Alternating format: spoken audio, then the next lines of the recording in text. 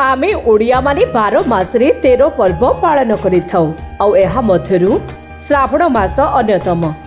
देवदेव महादेवंकर श्रावण मास अति प्रिय मास बोली शास्त्र रे कहा जायछि। एही कारणरु श्रावण मासरे भगवान शिवंकु काउडिया माने जलाभिषेक करंती आउ विश्वास रहिछि जे यदि कोनोसी व्यक्ति एही मासरे निष्ठार सहित शिवंकु पूजा आराधना करे ताहार मनोस्कामना पूर्ण होइथाय। सबुठारु खास कथा हेउछि एही मासरे जेपरि खाद्य पानीय उपरे किछि नीति नियम रहिछि, ठीक सेमिति आमे पिंधुथिबा पोशाक को नै मध्य किछिटा विधि रहिछि। यदि आपण एई पोशाक परिधान को नैथिबा नीति नियम को उल्लंघन करूछन्ते तेबे आपणक उपरे भोला बाबा कोप करि पारन्ते।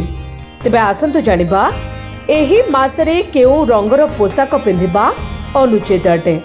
श्रावण मासरे कला रंगर पोशाक पिंधंतु नाही। कला रंगर पोशाक पिंधि महादेव को पूजा कले महादेव कोप करिथांती बोली विश्वास रहिछि। कला रंग शनि देवंक व्यतीत समस्त देवतांक पई अप्रीतिकर बोली विवेचना करा जाय। आउ एथि पई कोनोसी शुभ कार्य कला रंगर पोशाक पिंधा जाय न थाए।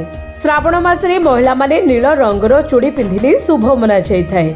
आउ एही मासरे महिला माने नील रंगर चूड़ी पिंधिले स्वामींकर आयुष वृद्धि होइथाए बोली विश्वास रहिछि।